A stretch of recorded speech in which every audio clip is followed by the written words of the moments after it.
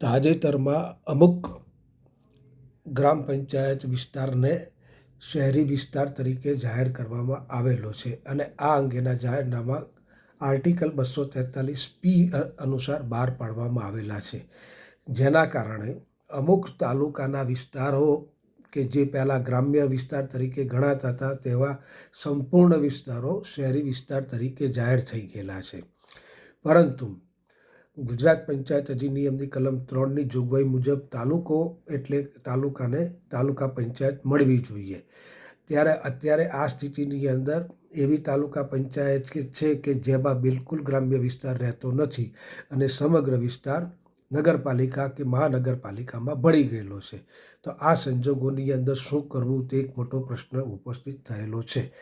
આના માટે ગુજરાત પંચાયત અધિનિયમની કલમ 7ની અંદર ગ્રામ પંચાયતના વિભાજનની જોગવાઈ કરવામાં આવેલી છે. તેવી જ રીતે ગામ બંધ કરવા માટેની પણ જોગવાઈ કરવામાં આવેલી છે.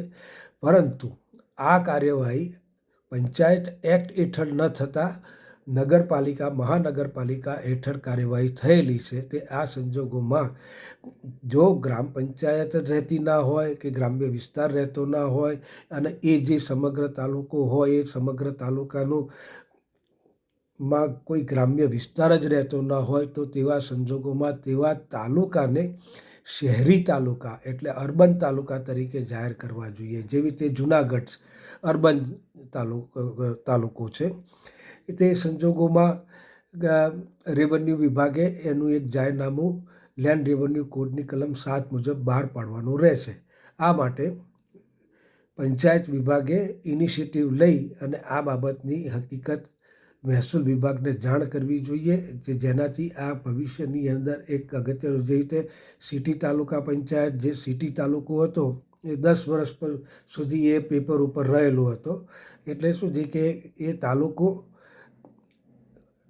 તો હતો પરંતુ તાલુકા પંચાયત પણ રહેતી હતી, પણ તાલુકા પંચાયતને 0 સીટ ફાળવવામાં આવતી હતી. એટલે આ સંજોગો અને આ પરિસ્થિતિને નિવારવા માટે આર્ટિકલ 243ની જોગવાઈઓને ધ્યાનમાં લઈ ગુજરાત પંચાયત અધિનિયમની કલમ 264ને સાથે વંચાણે લઈ એક ધોરણસરની દરખાસ્ત વિકાસ કમિશનર કચેરી દ્વારા પંચાયત ગ્રામ ગૃહ નિર્માણને સિંગલ ફાઇલ સિસ્ટમ સાથે મોકલી અને મૂળ આવા તાલુકાને શહેરી તાલુકા તરીકે જાહેર કરવા, જેથી ભવિષ્યમાં કોઈ પ્રશ્ન ઉપસ્થિત થાય નહીં. થેન્ક યુ મિત્રો, આપનો ખૂબ ખૂબ આભાર.